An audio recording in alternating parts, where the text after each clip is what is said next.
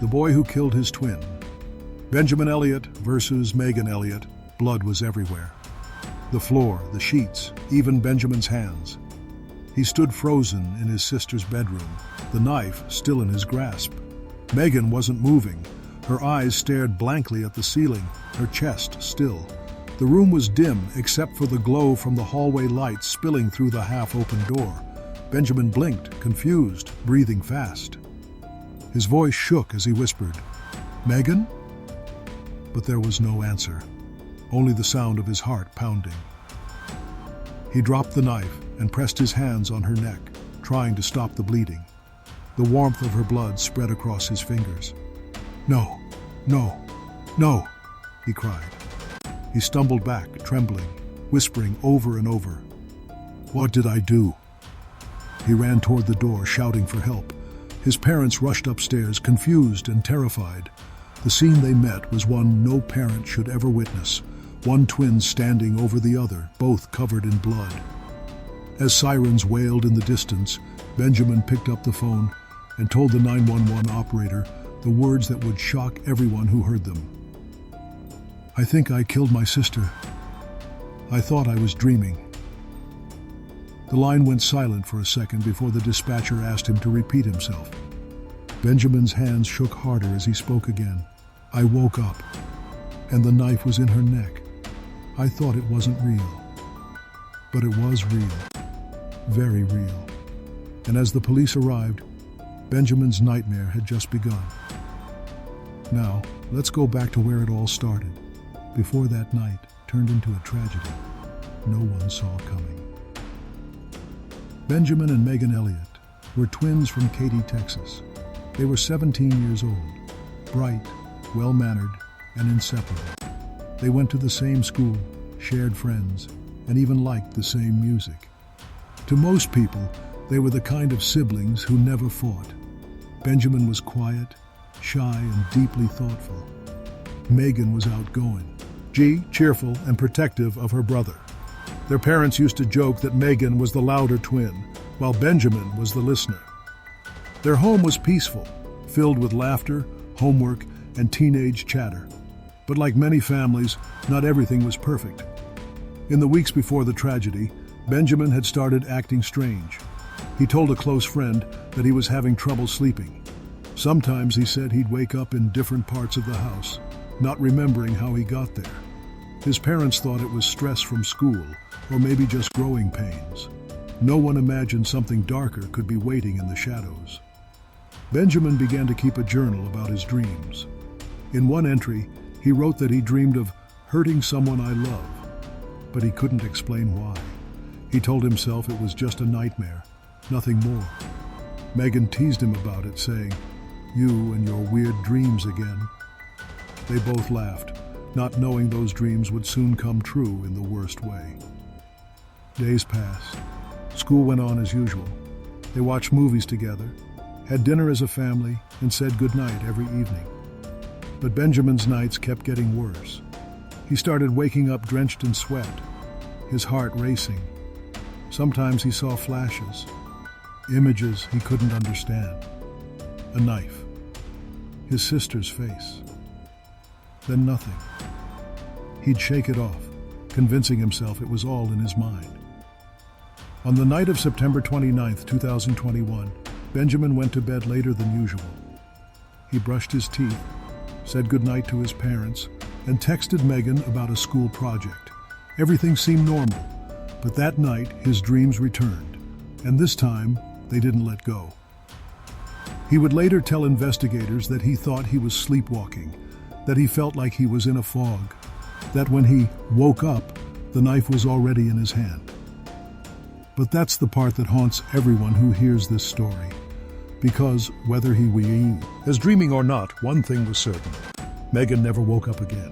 And as police took Benjamin away in handcuffs, his voice cracked as he said the same thing over and over. "I didn't mean to. I thought it was a dream." The quiet, peaceful home in Katy, Texas would never be the same. But what really happened in Benjamin's mind that night? Was it truly sleepwalking? Or something darker hiding beneath? The sound of police radios filled the air. Flashing red and blue lights painted the walls of the Elliott family home. Benjamin sat on the front steps, still wearing his blood-stained pajamas. His face was pale, his eyes wide, and his hands trembled as he stared blankly at the ground. The neighbors gathered quietly behind the police tape, whispering in shock. No one could believe it. The boy they saw mowing the lawn just yesterday had killed his twin sister. Inside the house, detectives moved carefully through Megan's room, taking pictures and collecting evidence.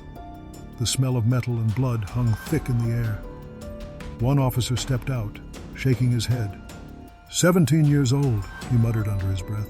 What could have made him do this? Meanwhile, Benjamin was being questioned in the back of a police car. His voice was soft, almost broken. I didn't mean to. I swear I didn't mean to, he said over and over. I woke up, and she was already bleeding. I thought I was dreaming. At the police station, the room was cold and silent. Benjamin sat across from two detectives, his hands cuffed in front of him. They pushed a small recorder toward him and began the interview. Benjamin, one detective said, you told 911 that you thought you were asleep. Can you explain what you meant? Benjamin nodded slowly. I've been having these dreams for weeks, he said. I dream that I'm hurting someone, but it's never real. I always wake up and everything's fine, but tonight, his voice cracked. Tonight, I woke up and Megan was on the floor. I don't remember getting out of bed. I just saw the knife in my hand. The detectives exchanged glances. They'd heard many excuses before, but this one was different. There was fear in his voice, not calculation. Back home, Benjamin's parents were in shock. Their daughter was gone, and their son was in police custody. Their tears mixed with confusion and disbelief. His mother kept saying, he loved her. He would never do that. His father sat silently, staring at the family photos on the wall. Photos of two smiling twins who were once inseparable. In the following days, the news spread across Texas. Headlines read, Teen kills twin sister, claims he was sleepwalking. The story captured national attention. People argued online. Some said Benjamin was a cold-blooded killer, while others believed he was trapped in a terrifying dream he couldn't escape. Psychologists and sleep experts began to weigh in. Some explained that sleepwalking violence was rare, but real. There had been past cases where people acted out their dreams, sometimes hurting others without memory of doing it, but others weren't convinced. You don't stab someone multiple times in your sleep, one expert told reporters. While awaiting trial, Benjamin was placed in a psychiatric unit for evaluation. The doctors described him as quiet, cooperative, and remorseful. He cried whenever Megan's name was mentioned. She was my best friend, he told one psychiatrist. We shared everything. I would never hurt her. Still, the evidence was clear. His fingerprints on the knife, the blood on his clothes, and no sign of anyone else in the house. Whether he was asleep or awake, the outcome was the same. Megan was gone. In the small community of Katy, people began to leave flowers and candles outside the Elliott home.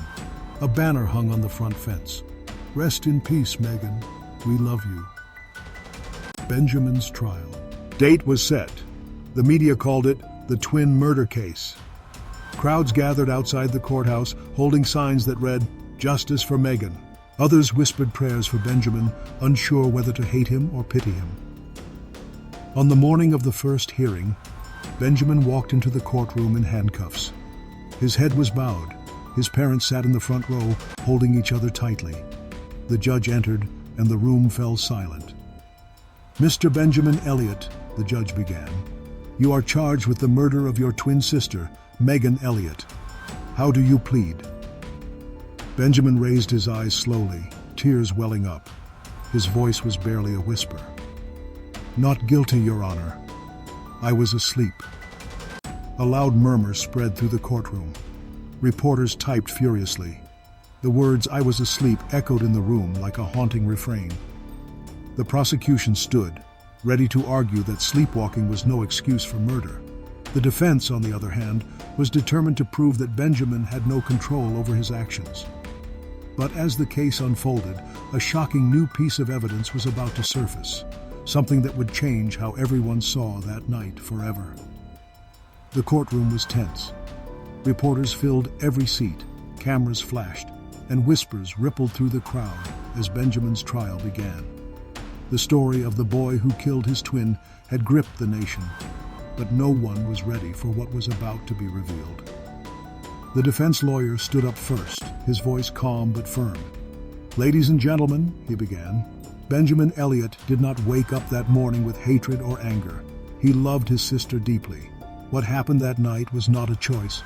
It was a tragic act committed while he was asleep." But the prosecutor quickly rose to respond. "Sleepwalking?" he said, his voice cutting through the silence. "You expect us to believe that a boy grabbed a knife, walked to another room, stabbed his sister multiple times, and then called 911, all while asleep? No, this was murder." The jury shifted uneasily. They knew this case was unlike anything they'd ever heard. Then, the defense brought out something unexpected: Benjamin's sleep study results. During his psychiatric evaluation, doctors had monitored his brain while he slept.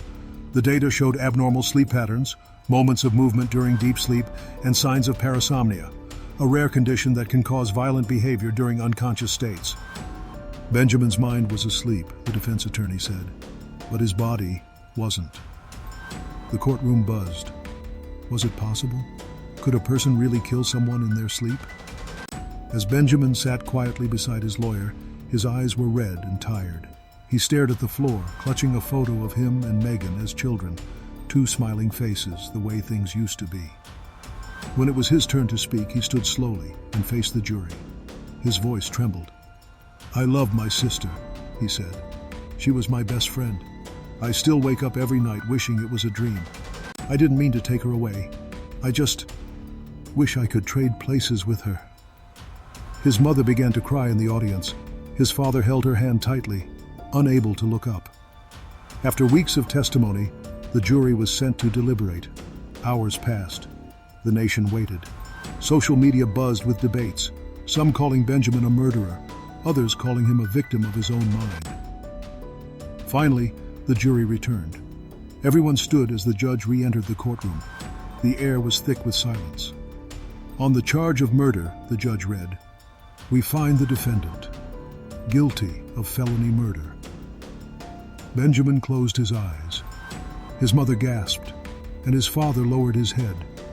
The judge sentenced him to 15 years in prison, not life, but long enough to destroy what was left of his youth.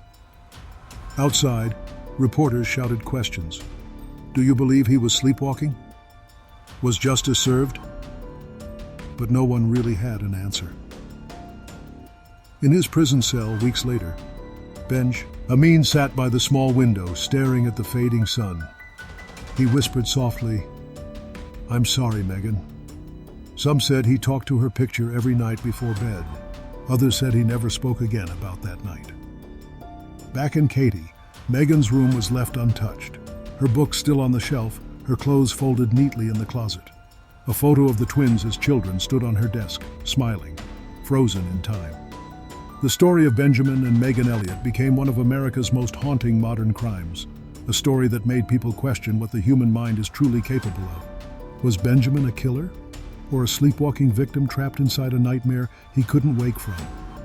Even now, people still wonder what really happened in that quiet Texas home on that dark September night.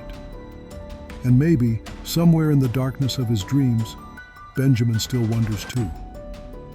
If you found this true story chilling and thought-provoking, don't forget to hit the like button, subscribe, and turn on the notification bell. Because next time, we'll dive into another real American crime that will leave you questioning everything you thought you knew about the human mind.